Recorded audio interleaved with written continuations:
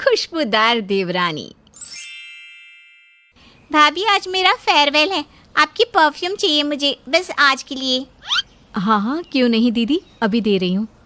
Nanda perfume का cover हटाकर नैना को देती है और कहती है, दीदी लो, आप लगाकर मुझे वापस दे दो। नैना परफ्यूम छिड़क लेती है और नंदा फिर उसे ले जाती है। नंदा के जाने के बाद नैना कहती है, मैंने तो सोचा था कि फेयरवेल के बहाने परफ्यूम का नाम देख लूँगी, लेकिन भाभी तो बहुत तेज़ निकली, नाम ही गायब कर दिया ताकि मुझे कुछ पता ही ना चल पाए। नंदा अपने ससुराल में सभी की लाडली है, जो आता है बस नंदा नंदा करता रहता है। नंदा दिन भर सजी धजी रहती है और उसके शरीर से हमेशा परफ्यूम की खुशबू आती रहती है। वो कहीं भी जाती तो खुशबू महकने लगती और बिंदु भी उसे इसीलिए उषा से ज़्यादा पसंद करती है। एक रोज़ उषा की कुछ सहेलियाँ उसके घर आती है। आ जाओ, मैं काफ़ी देर से तुम लोगों का इंतज़ार कर रही हूँ। हाँ यार, आज कितने दिनों के बाद तुझसे मुलाकात हुई है। वो कॉलेज के दिन याद है ना, जब हम सब मिलकर घूमते थे। हाँ, वो दिन कैसे भूल सकती हूँ, वो तो मेरी ज़िंदगी के सबसे सुनहरे पलों में से एक है। तभी वहाँ से नंदा पार होती है। उसके पार होते ही हॉल में खुशबू ही खुशबू हो जाती है। अरे यार, इतनी अच्छी खुशबू कहाँ से आ रही है? अभी उषा की देवरानी यहाँ से पार हुई है ना, उसी की खुशबू है। हट, तू बिना कुछ भी बोलती है। तभी नंदा वहाँ नाश्ता लेकर आती है और कहती है, आप लोग बातें छोड़िए, नाश्ता कीजिए। आज उषा भाभी ने बड़े ही चाव से नाश्ता बनाया है सबके लिए। हाँ, तुम सही कह रही थी, नंदा में से ही खुशबू आ रही है। तीनों सहेलियां नंदा से चिपक चिपक कर बातें करने लगती है और उषा को पूछती तक नहीं है। ये देखकर उषा का मन छोटा हो जाता है और वो उठकर रसोई में चली जाती है। इधर उषा की सहेलियां नंदा से कहती है, नंदा हमें भी बताओ तुम कौन सा परफ्यूम लगाती हो?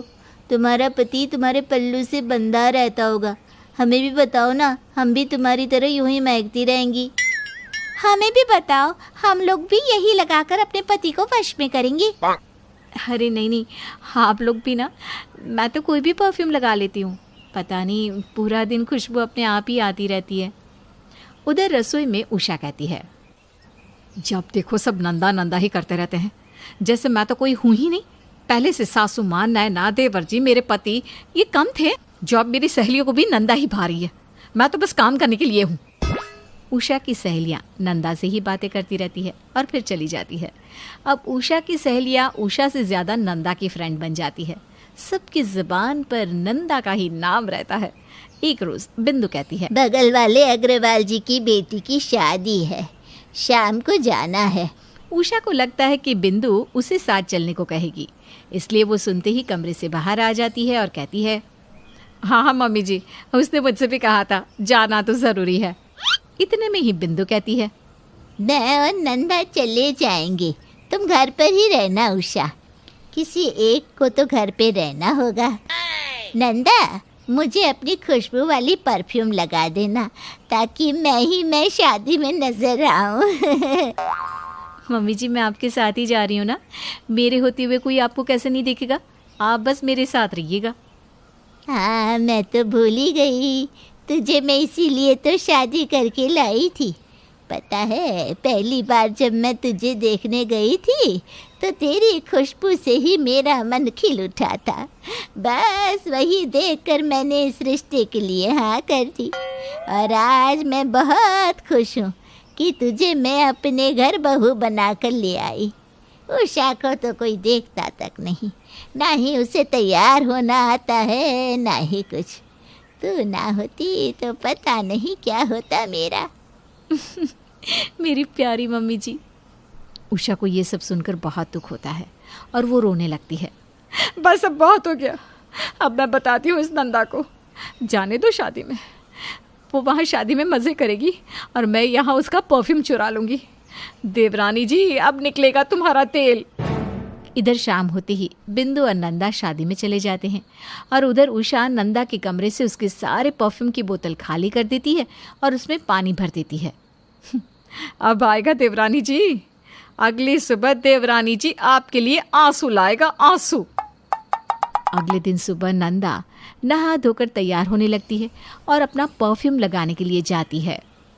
परफ्यूम लगाना तो ज़रूरी है, परफ्यूम क्वीन, परफ्यूम लगाकर ही तो महक उठेगी। परफ्यूम छिड़कते ही नंदा को अजीब लगने लगता है। क्या हुआ, इसमें से महक क्यों नहीं आ रही? ये तो पानी लग रहा है। नंदा परफ्यूम सूंघती है और समझ जाती है, ये जेठानी जी के अलावा कोई और कर ही नहीं सकता। वो शेर है तो मैं सवा शेर। मैं भी छुपा छुपा कर परफ्यूम रखती हूँ। कितना फेंक दोगी जेठानी जी? नंदा अपने बेड के नीचे से छुपाया हुआ परफ्यूम निकालती है और खुद पर छिड़क लेती है और तैयार होकर बाहर निकलकर खड़ी हो जाती है। नंदा को देखते ही नैना कहती है, क्या बात है भाभी, आज तो आप रोज से भी ज़्यादा महक रही हैं। आपसे किसी की तुलना ही नहीं है। ये सुनकर उषा मन ही मन कहती है, ये कैसे हो सकता है? इसमें तो मैंने पानी भरा था। कहीं ये कोई जादूगरनी तो नहीं है? पानी से खुशबू कैसे आ सकती है? इसका कमरा चेक करना होगा। इतने में ही वीर नंदा से कहता है, नंदा, तुम्हारे हाथ के पुलाव का तो जवाब नहीं। आज तो मैं वही खाऊंगा। उषा तुम्हारे जैसा पुलाव नहीं बना पाती है। हाँ भैया, अभी बनाती हूँ। इतने में ही सोसाइटी की कुछ औरतें बिंदु के घर आती है और कहती है, बिंदु, हम तुम्हारी बहू को अपनी सोसाइटी की अध्यक्ष बनाना चाहते हैं। उषा तुरंत कहती है, अरे मैं तो कब से चाहती हूँ कि मैं अपनी सोसाइटी के लिए कुछ करूँ। हम तुम्हारी नहीं, नंदा की बात कर रहे हैं। नंदा की खुशबू की तरह हमारी सोसाइटी भी महक उठेगी। नंदा, तुम हमारे सोसाइटी की अध्यक्ष बनोगी ना? हाँ हाँ, क्यों नहीं। उषा तिलमिला उठती है और नंदा के कमरे में परफ्यूम इधर उधर ढूंढने लगती है। अब मैं परफ्यूम की बोतलें ही गायब कर दूंगी। उषा खोजबीन चालू कर देती है और बेड के नीचे से नंदा का परफ्यूम निकालकर फेंक देती है और सारी बोतलें जिसमें उसने पानी भरा था वो भी फेंक देती है। अब यही सोसाइटी की औरतें उसे लात मार कर निकालेगी। आता तो उससे भी कुछ नहीं है। अगले दिन नंदा सोसाइटी के अध्यक्ष की शपथ लेने के लिए जाने के लिए तैयार होने लगती है। तब उसे एक भी परफ्यूम नहीं मिलता। भाभी के हाथ यहाँ भी पहुँच गए। अब मैं क्या करूँ? भाभी से तो बाद में निपटूंगी, लेकिन अभी शपथ में जाना ज़रूरी है। उषा मन ही मन खुश होती है और नंदा के साथ उसके घर के सभी लोग जाते हैं। नंदा वहाँ पहुँचती है, लेकिन आज उसके बदन से खुशबू नहीं आती। फिर भी लोग उससे चिपकने लगते हैं। आओ आओ नंदा, शपथ ले लो। वैसे ये साड़ी तुमने कहाँ से ली? बहुत सुंदर लग रही है। हाँ नंदा, इतनी भीड़ में भी तुम अलग दिख रही हो। नंदा तो नंदा ही है भाई। उषा मन ही मन कहती है, अब तो खुशबू भी नहीं आ रही नंदा के बदन से, फिर भी क्यों सब उससे चिपक रहे हैं? उधर मन ही मन मुस्कुराते हुए नंदा कहती है, भाभी जी, आप डाल डाल तो मैं पात पात। मुझे हराना मुश्किल है। आपने मेरा परफ्यूम चुराया तो मैंने लोगों को अपनी तरफ करने का नया तरीका ढूंढ निकाला। बेचारी मेरी चिठानी जी। और नंदा सोसाइटी की अध्यक्ष बन जाती है और सबके दिलों में राज करने लगती है। अब नंदा का उसके ससुराल में पहले से भी ज़्यादा रूप चलने लगता है और उषा की सारी कोशिशें नाकाम हो जाती हैं।